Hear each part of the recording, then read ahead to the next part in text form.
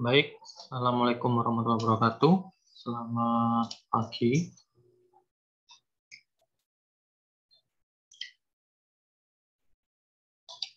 Selamat pagi, Pak. Pagi, Mbak Kopi. Mahasiswanya Mbak Kopi aja. Yang lainnya nggak ada. Oke, saya akan melanjutkan materi terkait dengan penatagunaan tanah. Jadi, hari ini, ya, kalian UAS ini tanggal berapa? Tanggal 27 atau awal Juli ya? Saya bingung. Nggak tahu ya, belum ada yang tahu. Tanggal 27, Pak, udah mulai UAS. 27. Sampai tanggal 8 Juli. Oke, berarti masih ada 2 minggu lagi ya. Jadi minggu depan akan disampaikan terkait dengan pendaftaran tanah, gitu ya.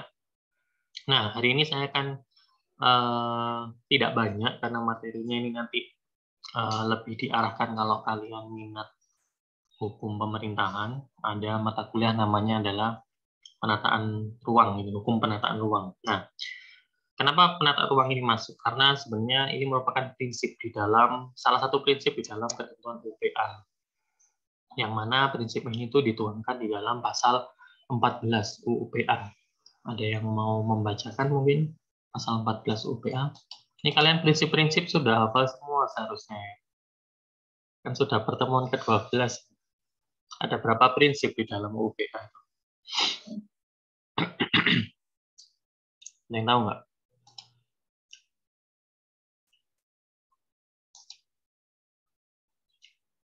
Ada berapa prinsip?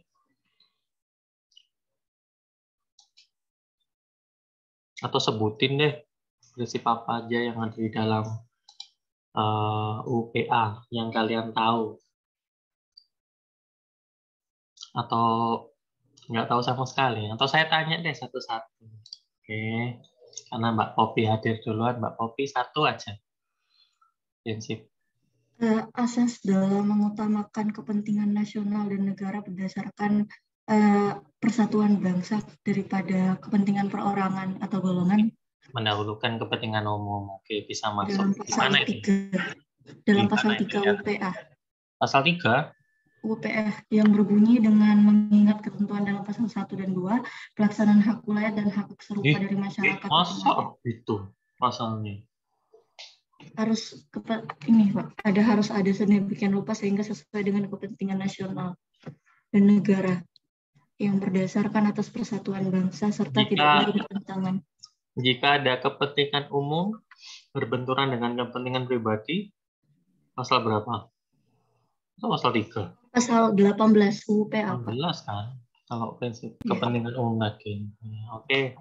Mas Daril Evan? Iya Pak, selain asas yang disebut Popi tadi ada asas kenasionalan. Apa maksudnya itu kenasionalan? Asas kenasionalan itu maksudnya bahwa seluruh wilayah negara Indonesia itu merupakan kesatuan tanah air dari seluruh rakyat Indonesia yang bersatu sebagai bangsa Indonesia. Pasal ada di pasal 1 ayat 1 Undang-Undang PA. Mas Ardo Alkausar, satu aja. Oh iya, baik, mungkin prinsip-prinsip tentang fungsi sosial hak atas tanah. Di mana itu diatur? Pasal berapa? Pasal 4. Masuk pasal 4. Pasal 4 kan hak perorangan, bukan fungsi sosial. Pasal berapa? Ada yang mau membetulkan mungkin? Fungsi sosial itu di mana? Pasal 6, Pak. Pasal 6. Kemudian Mas Rindang Syafaat. Baik, Pak. Selanjutnya mungkin prinsip mengenai pengakuan terhadap hak wilayah. Untuk pengakuan terhadap hak wilayah ini terdapat di pasal 3, Pak. Pasal 3, oke. Kemudian Mas Kevin Hartono ini ada ya?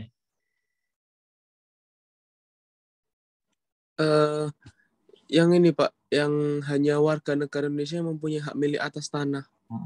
Diatur gimana itu? Itu di pasal 9 ayat 1. Oke, Mbak Cindy Puja. Hadir Mbak Cindy? Hadir, Pak. Ya, satu aja prinsip? Prinsip larangan penguasaan atau pemilikan tanah yang melampaui batas. Di mana itu diatur? Di pasal 7 UPA. 7. Oke, Mbak Zulfana Bila. Ini pas ini berarti. Kalau Iya, Pak. Jadi prinsip tata guna tanah di pasal 13, 14, dan 15. nah, ini yang akan saya jelaskan pada hari ini, gitu ya. Siapa yang belum ini? Mas Isma. Mas Isma? Ya, Pak. Halo, Pak. Mm-mm. Hak menguasai atas negara tadi Belum. Ya, di pasal berapa itu? pasal 2. Pasal 2. Dan terakhir, insya Allah terakhir ya. Mbak Dian. Ini Mbak Dian ya? Apa Mas Dian? Mbak Dian. Mbak Dian Rizky Ratnasari. Asas mengutamakan kepentingan nasional dan negara yang berdasarkan atas persatuan bangsa daripada kepentingan perseorangan atau Udah golongan. tadi, Mbak Wopi itu. Asas semua tanah, Hah? fungsi Apa? sosial. Asas semua hak atas tanah mempunyai fungsi sosial. Sudah, nggak dengerin ya. Mbak Kalau Dian. gitu, asas tata guna tanah atau penggunaan tanah secara Sudah, Mbak. Sudah. Mbak Dian dengerin temennya ngomong apa enggak? dengar, Pak. Nah, iya kan sudah disebut. Yang belum aja. Asas pemisahan horizontal. Pemisahan horizontal. Apa itu maksudnya pemisahan horizontal? Seseorang atau suatu badan hukum mempunyai hak sewa atas tanah apabila ia berhak menggunakan hak milik orang lain untuk keperluan bangunan dengan membayar kepada pemilik sejumlah uang sebagai uang sewa. Hah? Maksud dari prinsip pemisahan horizontal gitu? Masuk gitu artinya? Seseorang atau badan hukum menyewa hak milik orang lain yang kosong atau tidak ada bangunannya dengan membayar sejumlah uang sebagai uang sewa yang besarnya ditetapkan atas dasar kesepakatan. Itu artinya dari asas pemisahan horizontal gitu? Atau yang lain deh, ada yang bisa bantu nggak? Apa maksud dari asas pemisahan horizontal? Apa maksudnya?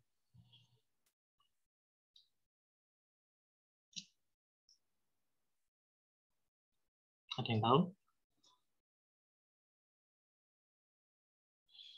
Ini prinsip-prinsip seharusnya kalian harus, ya bukan bilang hafal ya, harus paham gitu ya, paham. Karena ini mata kuliah dasar gitu ya, nanti ke depan di semester berikutnya kalau misalnya ada benturan kan kalian kembali ke prinsip. Yang penting prinsipnya kalian kuat, karena misalnya ada kasus ini kalian lebih paham. Ada yang bisa bantu apa itu asas pemisahan horizontal? Coba untuk bantu ya, Pak. Ya, Mbak Zulfan. Asas yang menyatakan bahwa bangunan dan tanaman yang ada di atas tanah itu bukan merupakan dari bagian tanah. Jadi antara tanah dengan segala sesuatu yang ada di atas tanah itu bukan merupakan satu kesatuan. Jadi semisal seseorang bilang saya mau beli tanahnya, misalnya Mbak Zulfa mau beli rumah saya gitu. Mbak Zulfa mau beli tanahnya saya. Kalau misalnya bilang mau beli tanahnya saya, berarti saya tidak menjual bangunannya. Karena antara tanah dengan bangunan atau segala sesuatu ya, ada tanaman, ada arca dan lain macam itu bukan merupakan satu kesatuan. Jadi harus dinyatakan secara tegas. Apakah yang dibeli tanahnya atau bangunannya. Itu karena ini kita mengambil dari prinsip di dalam hukum adat sebenarnya. Nah, tapi kalau misalnya mau dibeli bersamaan bisa nggak? Bisa, tapi harus dinyatakan secara tegas bahwa dibeli adalah tanah dan segala sesuatu yang ada di atas tanah. Nah, antara tanah dan segala sesuatu di atas tanah ini bisa dimiliki oleh orang yang berbeda. Misalnya, tanahnya tadi, itu mungkin contohnya Mbak Dian itu ya, tanahnya punyanya orang perorangan, kemudian disewakan gitu ya, disewakan ke seseorang, dibangun gedung. Tanahnya punyanya saya, gedungnya punyanya PT. Nggak boleh itu, dimungkinkan di pasal 44 ya. 44 ada yang disebut sebagai hak sewa untuk bangunan. Hati-hati ya, kalian jangan, ini kan mungkin sedang mengambil atau sudah mengambil hukum perdata ya. Ada hak sewa untuk bangunan dan ada hak sewa atas bangunan. Yang diatur di dalam UPA adalah hak sewa untuk bangunan. Jadi yang disewakan adalah tanah kosong dibangun gedung. Kalau yang dihukum perdata itu gedungnya sudah ada. Yang disewa bukan tanahnya tapi gedungnya yang disewa. Makanya disebut hak sewa atas bangunan. Bangunannya sudah ada duluan. Tapi kalau yang diatur dalam UPA, tanah kosong dibangun. Tanah kosong disewa untuk dibangun gedung. Ya, jadi hati-hati kalau misal konsepnya ya mirip-mirip namanya cuma beda ya. Tadi mau ngomong apa saya lupa. Oh ya, itu terkait dengan prinsip-prinsipnya. Kalau semisal contoh lainnya di dalam asas pemisahan horizontal itu kasus yang tadi, misalnya tadi tanahnya punya saya, gedungnya punya PT, PTX misalnya. Kemudian ternyata wilayah saya itu terkena pengadaan tanah untuk kepentingan umum, sebagaimana disebutkan di pasal 18 UPA tadi, salah satu prinsip tadi. Pasal 18 itu mengatur bahwa jika ada kepentingan umum berbenturan dengan kepentingan individual atau pribadi, maka kepentingan umum yang didahulukan. Tapi harus dalam lingkup kepentingan umum, sebagaimana disebutkan di pasal 18. Di Undang-Undang Pokok Agraria kalian, kasih ketang aja pasal 18 itu, bisa kalian lihat di dalam Undang-Undang Nomor 2 tahun 2012 kalau sekarang. Itu tentang pengadaan tanah untuk kepentingan umum contohnya. Misalnya mau dibangun jalan tol, mau dibikin pasar gitu ya, sekolah, itu masuk dalam kategori pengadaan tanah untuk kepentingan umum. Jadi kegiatannya terbatas gitu ya. Dan penyelenggaranya adalah salah satunya pemerintah. Kalau orang perorangan mau bikin sekolah, ternyata sekolahnya swasta, ya nggak masuk. Ini ada unsur negaranya, jadi untuk kepentingan umum. Gitu. Nah, semisal tadi contohnya, saya punya tanah, kemudian gedungnya ini adalah punya NPT. Jika tanah saya ini termasuk peta yang akan dilakukan pengadaan tanah untuk kepentingan umum, katakanlah dibikin jalan tol, siapa yang dapat ganti kerugian? Saya yang punya tanah atau PT yang punya gedung? Siapa yang dapat ganti kerugian? Kan kepentingan umum kan tidak diambil apa ya namanya ya? Diambil paksa gitu, diambil paksa dari warga negara gitu ya. Tetap ada unsur ganti kerugian. Ganti kerugian itu macam-macam kalau kalian baca di Undang-Undang Nomor 2 tahun 2012. Bisa uang, bisa pemukiman kembali gitu, bisa berupa saham atau bentuk lain gitu ya, yang disebutkan di dalam Undang-Undang Nomor 2 tahun 2012. Nah, kalau kasusnya seperti tadi nih, tanahnya punya saya, gedungnya punyanya PT, siapa yang dapat ganti kerugian? Kira-kira yang punya tanah atau yang punya gedung? Mungkin keduanya, Bapak. Dua-duanya dapat karena kita menganut asas pemisahan horizontal. Jadi pemilik tanah dapat, pemilik gedung juga dapat. Kalian punya tanaman, katakanlah nanam pohon kelapa gitu ya di rumah kalian. Ternyata tanah kalian kena pengadaan tanah untuk kepentingan umum. Pohon kelapa ini dihitung ada ganti ruginya dari panitia pengadaan tanahnya itu tadi. Tapi nanti itu kalau kalian minat hukum pemerintahan, ada mata kuliah namanya bukan pemerintahan aja ya, hukum bisnis juga, PPHAT nama mata kuliah. Nanti mungkin di semester berikutnya kalian mengambil, itu akan menjadi topik pembahasan gitu ya.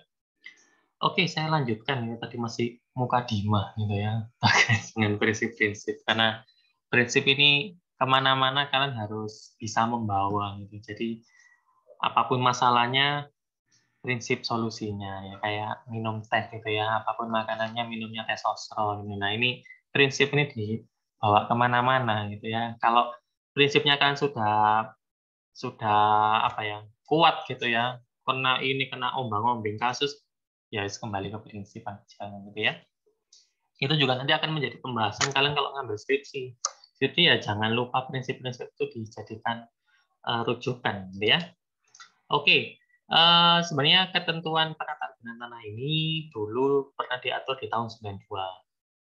Nah, tapi ketentuan Undang-Undang Nomor 24 tahun 92 ini awalnya berasal dari hak menguasai negara atas tanah, sebagaimana disebutkan di pasal 2. Jadi teman kalian menyebutkan prinsip ya, prinsip hak menguasai negara atas tanah itu di pasal 2 ayat 2 kan ada 3. Ya kan, ABC kan. Tapi hati-hati, ABC ini ada perluasan makna loh ya. Saya nggak tahu saya waktu awal-awal prinsip itu masuk di kelas ini atau kelas siang. Yang kelas siang atau kelas pagi antara itu. Pasal 2 ayat 2 itu ada putusan MK-nya.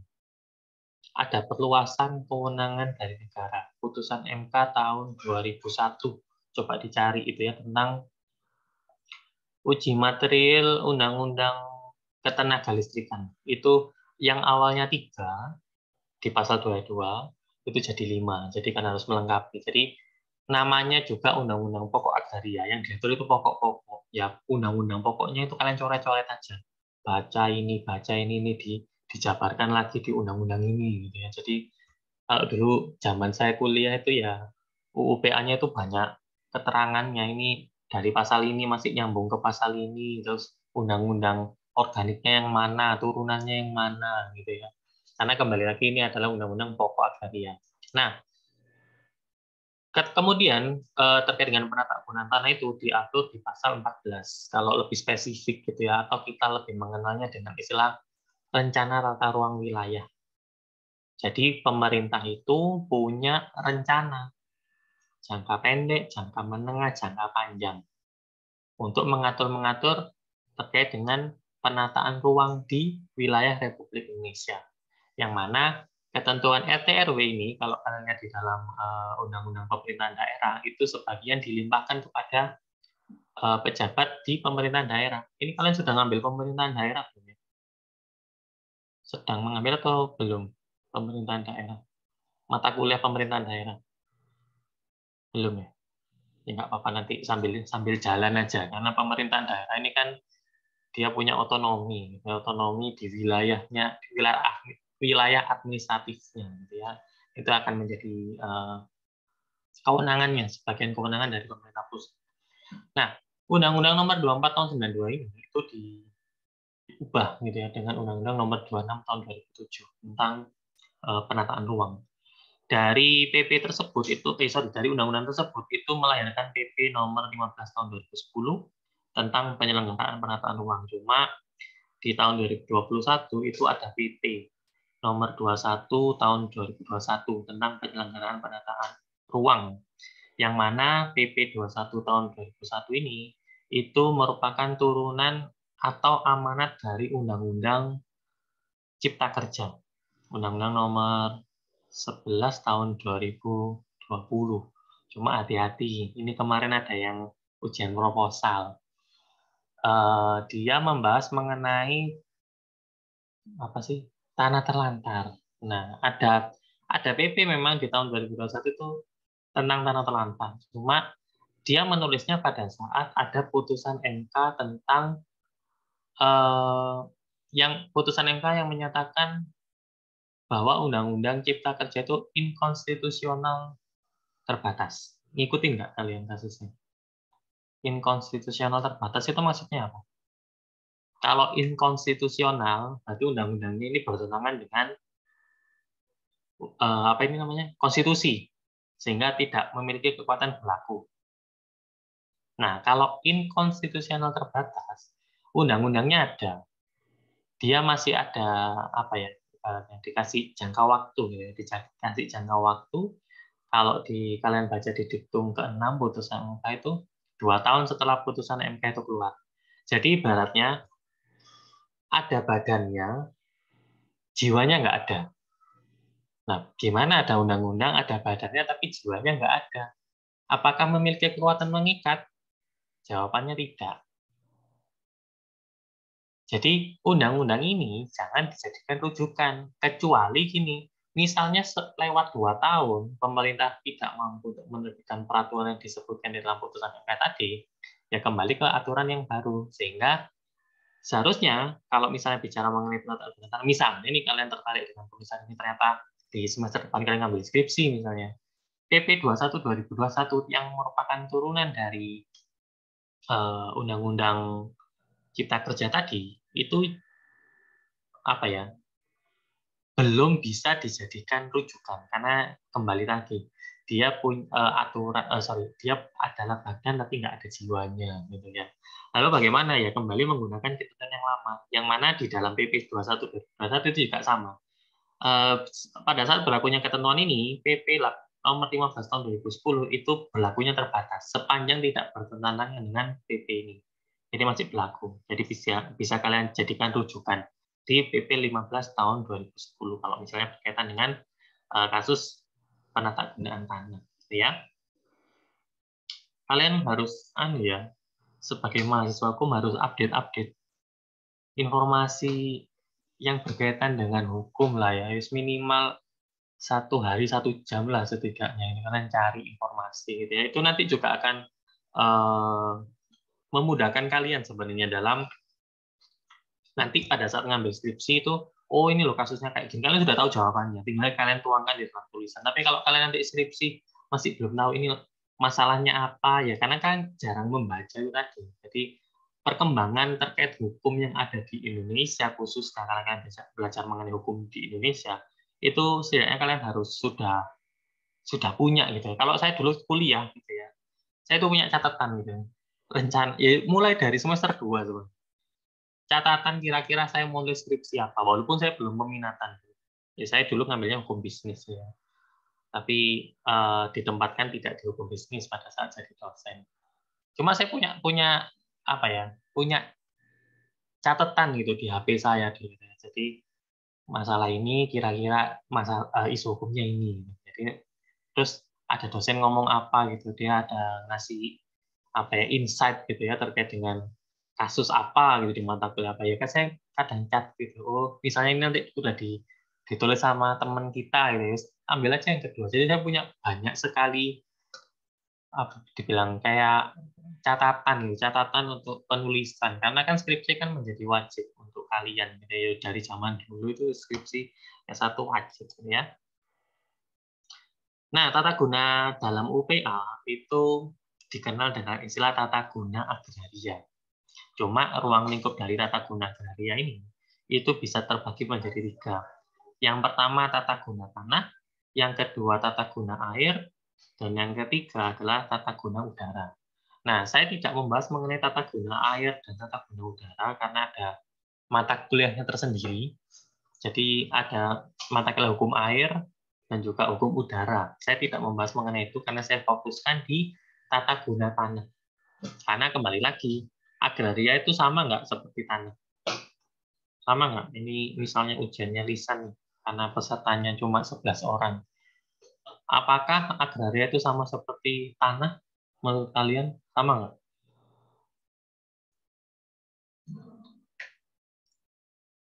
Atau saya tanya Mbak Doroti hadir? Doroti? Ini nggak ada orangnya nih, Mbak Doroti. Oh, gitu. Mbak Doroti hadir? Ada orangnya. Ada yang tahu apakah agraria itu sama seperti hukum tanah? So ini mau UAS nggak tahu bedanya agraria sama tanah. Izin mencoba, Pak. Ya. Mungkin hukum agraria itu tentang hak penguasaan atas bumi, air, dan ruang angkasa, Pak. Sedangkan kalau hukum tanah itu mengatur hak penguasaan atas tanah saja, Pak. Berarti kalau agraria itu bagian dari tanah atau tanah itu merupakan bagian dari agraria? Menurut pendapat pribadi, hukum tanah itu merupakan bagian dari agraria, hukum agraria. Iya, jadi objek dari agraria itu tidak hanya tanah, gitu ya. Kalau kalian lihat di pasal 1, agraria itu dalam arti luas itu bicara mengenai bumi atau tanah, air, ruang angkasa, ada tambahan lagi, jangan lupa ruang angkasa, dan kekayaan alam yang terkandung di dalamnya. Ini kan turunan dari pasal 33 Undang-Undang Undang-Undang Dasar, gitu ya. Tapi kalau kalian lihat di Undang-Undang Dasar tidak bicara mengenai 4, tapi cuma 3, yaitu bumi, air, dan kekayaan alam. Tapi di dalam ketentuan agraria ditambahin satu lagi, yaitu ruang angkasa. Jadi objek kajian hukum agraria itu ada 4, bumi, air, ruang angkasa, dan kekayaan alam. Yang mana di sini bumi dalam artian pertanahan ya, atau hukum tanah itu bicara mengenai hak penguasaan atas tanah.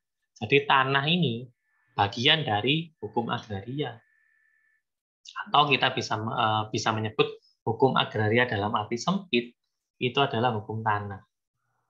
Kalau mau kan belajar hukum ini belajar logika sebenarnya gitu ya. Nah, kita lebih mengenal dengan istilah tata guna tanah gitu ya, atau penata gunaan tanah, atau yang sekarang dikenal dengan istilah penataan ruang tanah yang diatur gitu ya.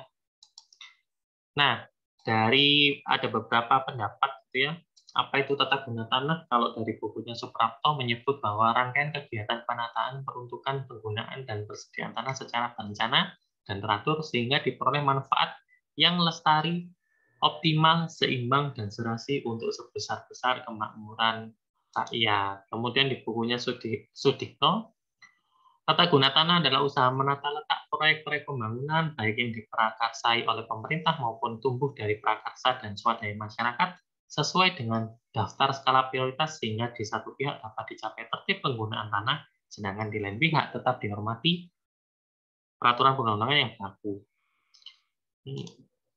Ya, ada yang kelewatan. Nah, oke. Dari dua definisi di atas tata guna tanah, itu sebenarnya ada penataan kembali. Ya. Salah satu tujuannya itu adalah penataan kembali. Jadi tanah-tanah yang dulu, kenapa ada undang-undang ini ya, undang-undang yang tahun 19, itu carut marut gitu ya. Ada tanah-tanah itu amburadul. Jadi mungkin kalian kalau kasusnya tentang tanah guna ini, kalian pernah tahu kasusnya yang di Bandung tentang tanah terkurung. Jadi orang punya tanah, dibangun ternyata ada satu rumah itu nggak bisa keluar. Itu disebut tanah terkurung. Nah itu kan tata guna tanahnya yang kurang bagus atau penataan ruangnya yang kurang bagus, sehingga ada rumah yang kekunci nggak bisa keluar. Ya, gimana caranya orang ini keluar? Ya otomatis kan harus mainin rumahnya orang gitu. Nah itu coba kalian lihat kasus tanah terkurung itu tidak hanya di Bandung. Itu pernah ada kasus juga di Lamongan tapi tanah sawah kebetulan. Jadi tidak boleh seseorang itu menutup jalan air atau jalan setapak gitu ya untuk seseorang sehingga menyebabkan tanah itu menjadi tanah terkurung. Kita harus mengembalikan ke prinsip fungsi sosial sebenarnya ya. Untuk asas-asasnya mungkin kalian bisa baca sendiri di undang-undang tersebut ya. Intinya adalah keterpaduan, berdaya guna dan bagi guna, serasi seimbang. Ini yang paling muncul sering itu di nomor 3 sebenarnya. Kemudian berkelanjutan, sustainable gitu ya. Kalian mungkin pernah dengar istilah kalau sekarang ini SDGs, Sustainable Development Goals dari PBB, tahu? Ada yang pernah dengar nggak? SDGs. Itu nanti kalian kalau ngambil KKN atau skripsi itu setidaknya harus mencantumkan salah satu di antara 17 SDGs yang diprakarsai oleh United Nations atau PBB. Satu aja. Kalau agraria banyak. Saya setidaknya ada 3 kalau agraria. Life online, kemudian yang nomor 17 itu yang berkaitan dengan hukum, satunya adalah quality education gitu. Sebenarnya ada tambahan lagi sebenarnya di apa itu nomor 9 equality itu gender equality nomor 6 sama nomor 9 ya.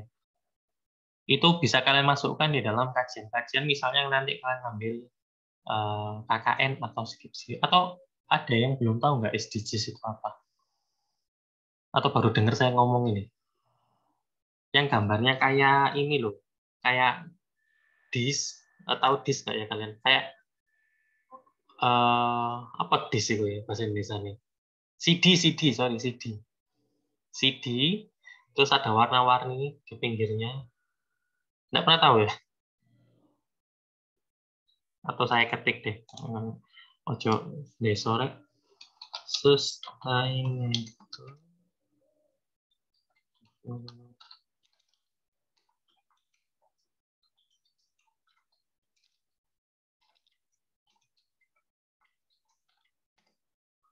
Itu kalian seharusnya tahu itu perkembangan juga itu harus tahu. Jadi kalian dalam penulisan sebuah artikel atau skripsi atau kegiatan KKN atau kegiatan lain itu difokuskan kepada SDGs sebenarnya.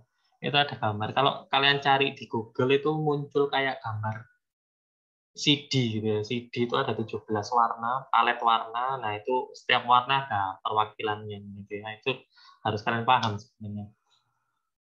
Kemudian keterbukaan, persamaan, keadilan perlindungan, yang mana sebenarnya asas-asas ini juga tercermin di dalam SDGs kalau mau dikaitkan dengan perkembangan pada saat ini, ya.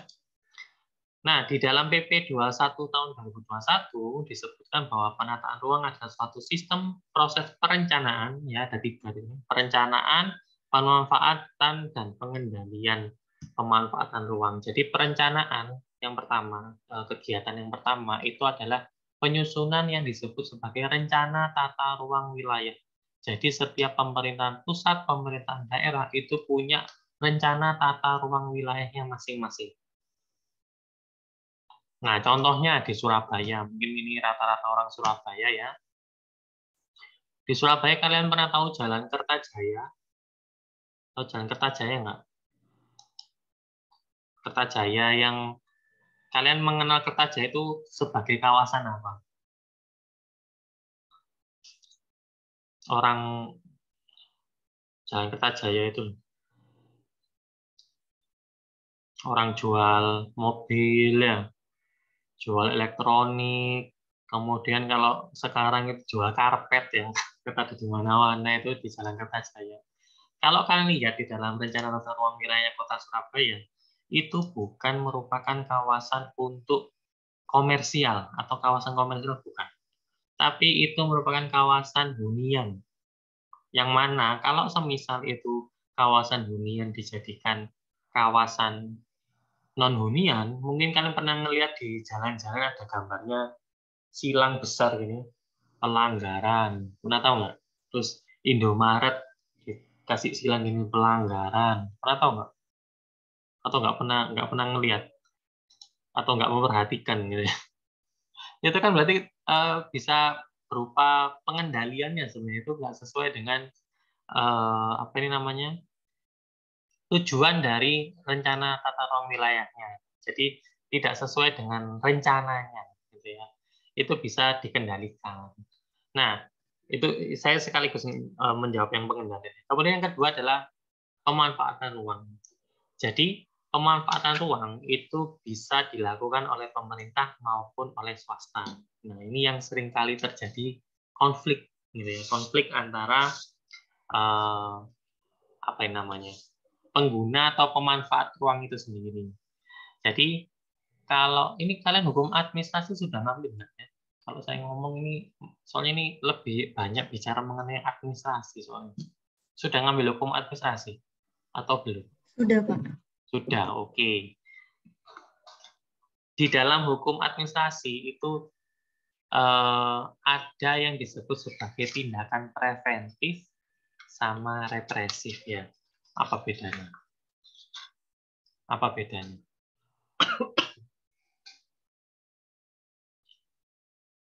Apa bedanya? Saya sudah ngambil tindakan preventif sama represif. Ada yang tahu? Ya, Pak Kopi. Kalau setahu saya preventif itu lebih ke arah pencegahan yang secara tidak terlalu tegas, sedangkan represif itu lebih tegas, Pak. Lebih tegas dalam arti adanya sanksi. Ada sanksi, penerapan sanksi kalau terjadi sesuatu yang preventifkan gitu ya. Tindakan preventif yang kejadian itu direpresifkan gitu ya. Kalau gampangannya seperti itu. Nah, ternyata di masyarakat itu banyak sekali sengketa terkait dengan pemanfaatan ruang ini tadi. Jadi misalnya seseorang itu swasta nih, pihak swasta mengajukan permohonan pemanfaatan ruang, misalnya digunakan untuk mendirikan perumahan, misalnya. Nah, sebelum pelaksanaan pemanfaatan ruang, biasanya dia harus memiliki yang namanya izin lokasi. Pernah dengar nggak kalian izin lokasi? Izin lokasi di dalam peraturan Menteri Agraria tentang izin lokasi, kalau nggak salah terakhir itu di tahun 2017 atau 2019 gitu, peraturan Menteri Agrarianya, itu juga berlaku sebagai alat untuk membebaskan lahan. Dalam artian misalnya gini, lokasi yang ditetapkan di dalam izin lokasi bisa jadi bukan merupakan tanah negara. Mungkin sebagian tanah negara, tapi juga sebagian dimiliki oleh subjek hukum yang lain. Nah, bagaimana caranya untuk mendapatkan lahan yang telah disebutkan dalam izin lokasi? Kita harus melakukan permohonan kepada orang yang bersangkutan. Kalau tanah negara kan mengajukan permohonannya kan ke pemerintah. Dalam hal ini adalah Kementerian Agraria dan Tata Ruang. Tapi kalau sudah dikuasai orang lain, ya jangan ke pemerintah, ya langsung ke orangnya. Nah, izin lokasi ini dijadikan dasar untuk memperoleh lahan.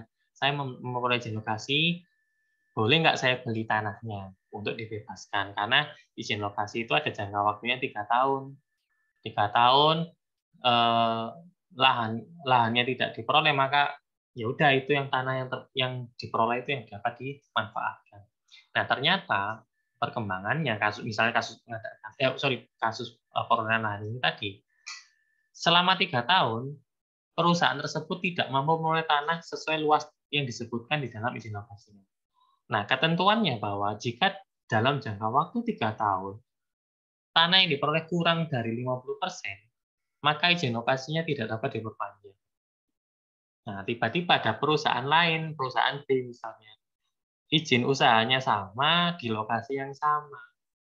Nah, akhirnya tumpang tindih, loh ini loh tanah sudah saya bebaskan, kok tiba-tiba digarap sama perusahaan B misalnya. Nah, sengketa-sengketa ini tadi itu ya harus dilakukan upaya penyelesaian gitu ya. Cuma kembali lagi kalian ini sebenarnya berkaitan banyak gitu ya. Ada hukum acaranya juga gitu ya. Ada penyelesaian yang namanya penyelesaian sengketa alternatif. Mungkin kalau kalian minat peradilan dan juga bisnis, itu ada mata kuliah alternatif penyelesaian sengketa atau penyelesaian sengketa alternatif, nama mata kuliah. Yang mana ini mengatur bahwa dan juga ada peraturan Mahkamah Agung, sebelum masuk ke pengadilan itu harus dilakukan penyelesaian sengketa secara alternatif. Salah satu penyelesaian sengketa itu bisa berupa mediasi. Jadi dimediasikan dulu. Kan macam-macam ya, ada konsiliasi, konsultasi, mediasi, apa mana? Ahli, negosiasi, ya ada 6 kayaknya di dalam undang-undang tersebut. Yang paling sering digunakan dan paling efektif adalah dengan mediasi. Mediasi di peradilan itu bisa dilakukan di peradilan, bisa dilakukan di peradilan. Nah, termasuk sengketa pemanfaatan ruang ini. Sengketa pemanfaatan ruang itu bisa dilakukan melalui mediasi. Kalau mediasi tidak tercapai, baru masuk ke ranah litigasi atau pengadilan, gitu ya. Tapi ini nanti kalian dapatkan di semester depan. Saya hanya memberikan pengantar saja. Nah, tujuan penataan gunakan tanah intinya adalah menata kembali. Salah satu tujuannya adalah menata kembali tanah-tanah yang ada di wilayahnya. Nah, terkait dengan hal ini, ada yang disebut sebagai konsolidasi tanah. Ini yang tadi saya sebutkan, gitu ya. Misalnya di yang sebelah sini, sebelah kiri kalian, ini karena saya pakai mirror tadi. Sebelah kiri kalian itu tanah-tanah yang dimiliki oleh A, B, C, D, E, F, yang mana luas tanahnya itu berbeda-beda, gitu ya. Dengan dilakukan konsolidasi tanah, kalau misalnya orang mau katakanlah ini mau dijual, ya bisa sih dijual. Cuma nilainya tidak akan tinggi. Walaupun misalnya katakanlah punyanya si F ini kan luasnya 1.100. Nah, itu bisa jadi akan lebih apa ya? Lebih menguntungkan kalau dan juga meningkatkan nilai jual tanah kalau itu dilakukan konsolidasi tanah. Kenapa? Karena ini nggak ada jalannya. Dalam artian jalan umumnya ini nggak jelas. Nah, ini jangan ngeliat ABCD-nya ya, karena ABCD-nya ini keliru. Seharusnya bukan ya. Luasannya saking ngarang aja, bikin kotak-kotak ini ngarang-ngarang aja gitu ya. Seharusnya kan F yang paling besar gitu ya, karena dia punya 1.100. Cuma kan kelihatan yang setelah konsolidasi ini kan F-nya besar tapi luasnya kurang gitu ya. Ini keliru. Tapi intinya adalah ditata kembali. Ada jalannya, kemudian ada tamannya, ini sebelah sini. Nah, ada. Kalau semisal kondisinya seperti ini, kalau kalian lihat kan mirip-mirip seperti perumahan, kawasan perumahan. Walaupun luasannya itu lebih kecil, misalnya katakanlah si C deh, C yang awalnya dia punya 800, ternyata setelah datang konsolidasi jadi 560. Nilai jualnya yang 560 ini akan lebih tinggi dibandingkan dengan C yang tanahnya masih amburadul. Nah, contoh yang lain. Nah, ini misalnya. Ini juga sebelum dilakukan pengkaplingan atau konsolidasi tanah tadi, yang awalnya dari yang warna hijau ini, mana sih kanan ini? Nah, ini warna hijau. Nah, berubah menjadi warna oranye. Kan lebih bagus jadinya.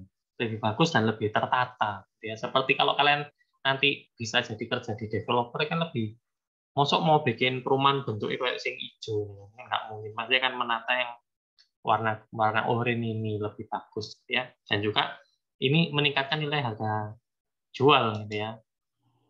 Ini contoh-contoh yang lain.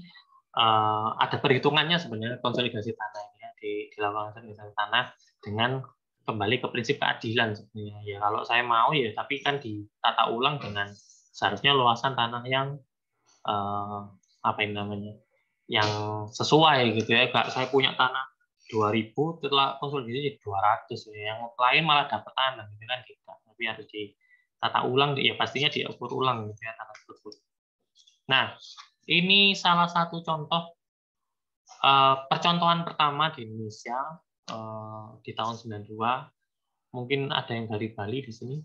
Ini konsolidasi pertama yang sekarang menjadi desa wisata. Namanya adalah desa Panglipuran. Desa Panglipuran di Bali. Coba kalian searching aja. Ini desa pertama yang dilakukan percontohan terkait dengan konsolidasi tanah dengan dilakukan penataan kembali atau pengkaplingan ulang sehingga tanah-tanah di sana nilai jualnya lebih tinggi dan orang keluar masuk akses itu lebih mudah karena ada jalan umum ini tadi. Ada jalan umumnya gitu ya. Tidak seperti kasusnya, coba aja kalian cari nanti ya, kasus tanah terkurung di Indonesia. Banyak itu. Jadi tanahnya amburadul, luas tanahnya nggak karu-karuan, orang akhirnya kunci di tanah sendiri, nggak bisa keluar gitu ya. Sampai dijebol itu yang di Bandung. Kalau kasusnya kalian baca, gimana ya kalau kalian misalnya kalian sudah lulus dari hukum agraria melihat kasus ini itu sebenarnya kasus apa sih? Nah, sebenarnya kan kalian bisa menarik. Oh ini dari prinsip ini, kemudian solusinya seperti ini. Karena kan kembali lagi kalian belajar hukum kan tujuannya adalah untuk saya tanya deh, kalian belajar hukum ini untuk apa sih? Atau ngambil fakultas hukum ini tujuannya untuk apa? Ayo, ini kan sudah rata-rata semester 2, semester 4 ini. Sudah setengah jalan ini. Mbak Popi ini semester 4 ya? Nah iya, kenapa? Iya Pak, semester 4. Kenapa kok belajar hukum? Ayo. Pertama mungkin dari waktu SMA tertarik memang ke hukum Pak. Terus habis itu kalau tujuannya ke depan ya tentu untuk bekerja di bidang hukum, terutama kalau sekarang kan bilangnya menjadi yuris profesional seperti itu.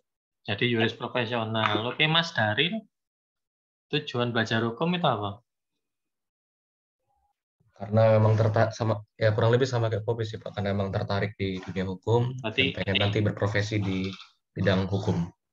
Dari sisi kaliannya sendiri, tapi tujuan sebenarnya dari belajar hukum itu apa sih? Itu kan minatnya kalian, minat saya ngambil hukum, tapi tujuan utama belajar hukum itu apa? Yang tahu nggak? Izin menjawab Pak. Ya. Mungkin seperti yang Pak Umar jelaskan tadi kan, kalau misalnya ada kasus-kasus seperti itu kita bisa mencari prinsip dan solusinya. Berarti seperti legal problem solving-nya juga. Nah ya, belajar hukum adalah untuk legal problem solving. kalian belajar hukum untuk menyelesaikan masalah hukum. Kalian ngambil politik ya untuk menyelesaikan masalah politik. Nah, ini sebenarnya ya itu tadi, sebenarnya nyambung, nanti kalian ambil argumentasi hukum, penelitian hukum gitu ya, sampai nanti goals-nya adalah skripsi gitu ya. Jadi belajar hukum ya untuk menyelesaikan masalah-masalah hukum, tujuan dari belajar hukum. Nah, kalian nggak mungkin lulus dari sini tiba-tiba nggak ngapa-ngapain gitu ya.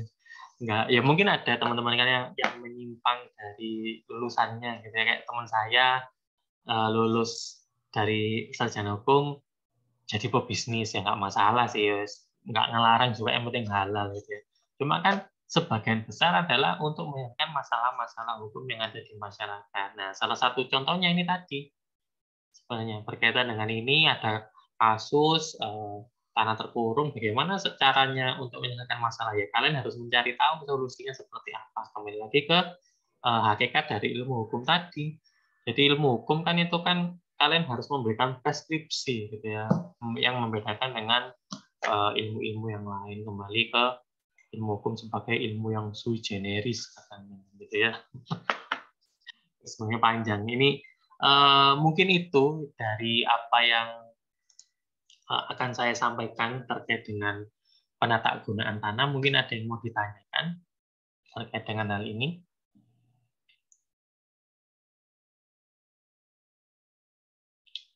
Ada yang mau minat pemerintahan nggak ini? Atau sudah peminatan ya? Semester 4 kan seharusnya sudah peminatan. Belum ya? Mbak Popi nggak, Bang? Ambil hukum apa? Rencana. Minatnya kebetulan pemerintahan, Pak. Pemerintahan. Nah, nanti pasti dapat mata kuliah penataan uang ini. Mas Ardo? Saya bisnis, Pak. Bisnis. Bisnis apa, Mas? Hukum bisnis. Hukum bisnis. Mas Maulana ini, Mas Maulana.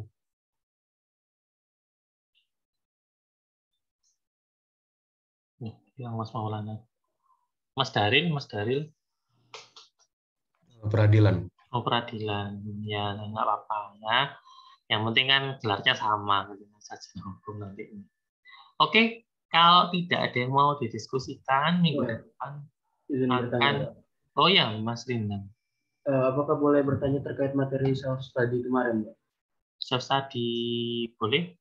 Terkait ini, Pak. Mohon maaf saya lupa mengenai istilahnya, tapi yang saya tangkap dari self study kemarin ada harus ada suatu aturan yang membatasi seseorang untuk tidak memiliki tanah di luar kecamatannya, betul ya? Oh, tanah absenti? Iya, tanah absenti. Tapi dalam prakteknya itu, terutama di daerah saya masih banyak tanah yang berada di luar kecamatan sendiri, padahal itu merupakan suatu bentuk normalisasi ke masyarakat karena memang itu sebagai bentuk investasi. Apakah itu dibenarkan, Mbak? Untuk tanah absenti atau tanah guntai itu hanya berlaku untuk tanah pertanian, ya, hanya untuk tanah pertanian. Iya, Pak. Misalnya gini, Mas Rindang orang mana, Mas Rindang? Orang Sumbawa, Pak. Sumbawa. Ya. Boleh nggak Mas Rindang beli perumahan di Sumatera? Boleh, Pak. Boleh. Tapi kalau misalnya Mas Rindang beli tanah sawah di Sumbawa, katakanlah di Lombok deh, boleh nggak? Atau di Bali deh, kan nggak jauh-jauh. Di Bali deh, beli tanah sawah di Bali, boleh nggak? Jika mengacu ke ketentuan tanah absentif, nggak boleh. Nggak boleh, karena ketentuannya itu adalah kalau untuk tanah pertanian itu terikat oleh ketentuan tanah absenti, sebagaimana disebutkan di dalam Undang-Undang 56 PLP dan juga PP 224 ya tahun 61. Yang mana untuk tanah pertanian, karena tanah pertanian ini rasio legisnya ya, tanah pertanian itu kan harus digarap. Nggak mungkin kalian punya tanah pertanian ditinggal tiba-tiba muncul jagung, muncul tebu, itu nggak mungkin, pasti digarap kan. Nah, sehingga tanah itu karena sering digarap, asumsinya orang yang punya tanah pertanian itu harusnya dia ada di wilayah tanah tersebut. Sehingga ketentuannya adalah seseorang punya tanah pertanian tidak boleh melebihi batas kecamatan. Cuma ketentuan ini ada perkecualiannya loh ya. Kalau itu misalnya Mas Rindang tahu Surabaya, saya kasih contoh deh Surabaya. Surabaya ini di daerah sekitarnya, kampus UNER ini ada di Gubeng. Dekat Gubeng itu ada Tambak Sari, ada mana lagi ya kecamatan. Katakan Tambak Sari deh. Nah, saya misalnya punya KTP di daerah Gubeng, kecamatan Gubeng, saya masih diperbolehkan membeli tanah pertanian di Tambak Sari karena kecamatannya masih berhimpitan.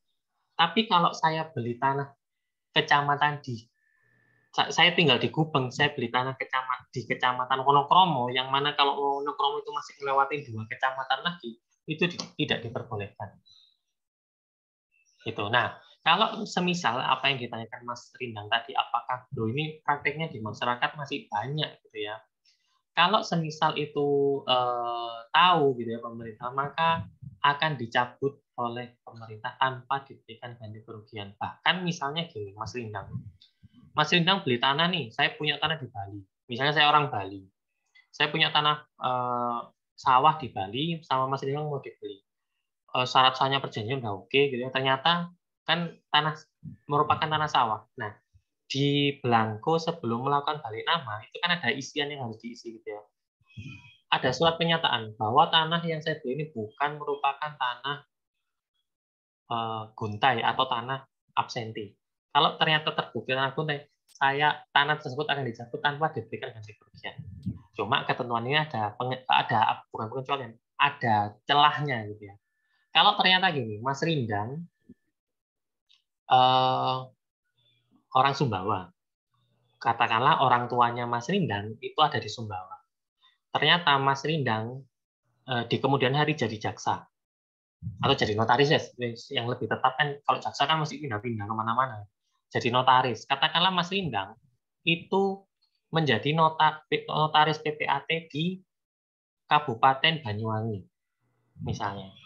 Ya Sumbawa sama Banyuwangi kan beda pulau gitu ya malah ya. Nah ternyata orang tuanya Mas Rindang ini meninggal, misalnya nih, kan menjadi harta waris nih. Nah, apakah dengan demikian Mas Rindang tidak punya hak atas tanah sawah tadi karena Mas Rindang sudah tinggal di Banyuwangi, sedangkan tanahnya ini tanah pertaniannya ini ada di Sumbawa. Nah, itu belum ada apa ya jembatan hukumnya yang sebenarnya itu bisa dijadikan tulisan sih. Nah, itu gimana caranya kalau misalnya itu kan bukan kehendak dari saya loh, pewarisan ini merupakan peristiwa hukum, bukan perbuatan hukum. Kecuali kalau perbuatan hukum tadi saya mau beli tanahnya Mbak Popi ini orang Sulawesi ya?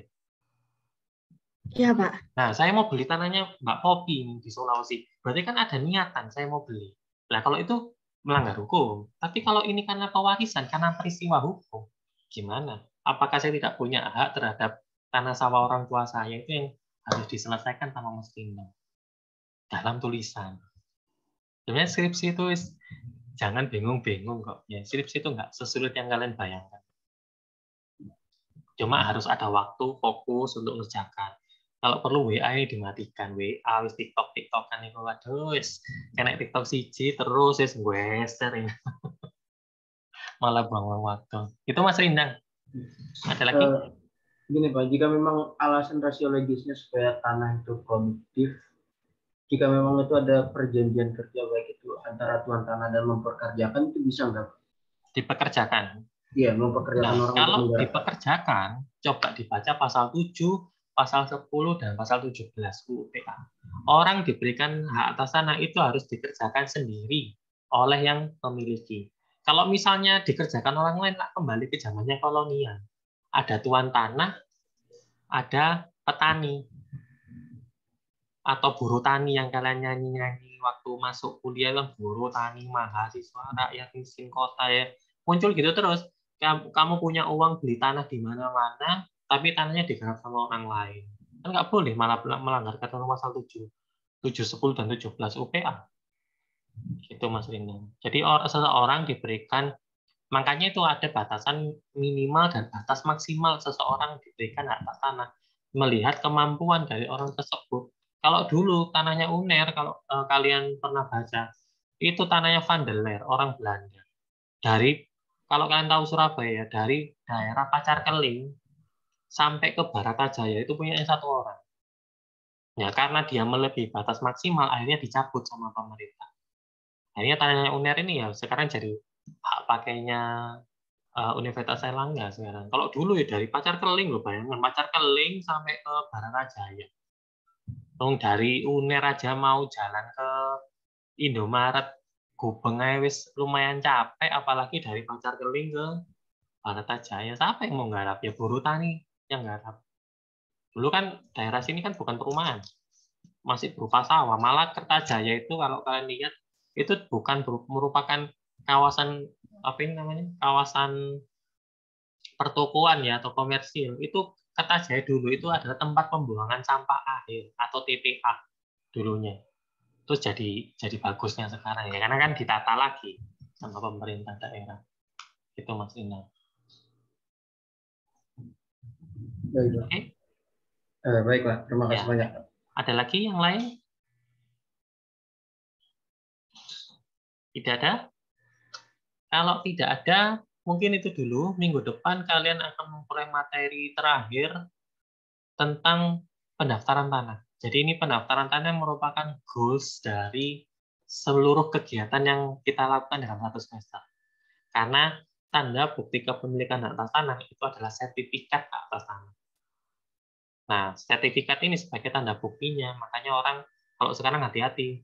Kalian beli tanah belum bersertifikat, ya harus hati-hati. Gitu. Apalagi masih bukunya petok, gitu, giri, pipil, gitu ya, hati-hati. Kalau ada sertifikat akan lebih menjamin kepastian dan perlindungan hukum. Ya walaupun sampai sekarang pemerintah masih belum mampu mengaplikasikan pendaftaran tanah secara penuh, gitu ya, 100% belum. Kalau nggak salah masih sekitar 60-an, 60% dari total tanah yang ada di Indonesia yang telah dilakukan sertifikasi. Dan ini penting nanti, semisal kalian mau jadi apapun ya, jadi legal juris profesional gitu ya, mau kerja di bank, mau jadi advokat, mau jadi notaris, BPAT, pasti akan berkaitan dengan sertifikat atas tanah. Jadi mohon disempatkan waktu untuk bisa mengikuti. Nanti disampaikan sama Pak Agus Karmaji kayaknya, PJMK dari Hukum Agraria. Gitu ya. Semoga apa yang saya sampaikan bermanfaat. Kalau misalkan ada masalah-masalah atau pertanyaan, saya masih terbuka, boleh WA saya. Saya akhiri, terima kasih. Assalamualaikum warahmatullahi wabarakatuh. Waalaikumsalam, terima kasih. Waalaikumsalam warahmatullahi wabarakatuh. Ya.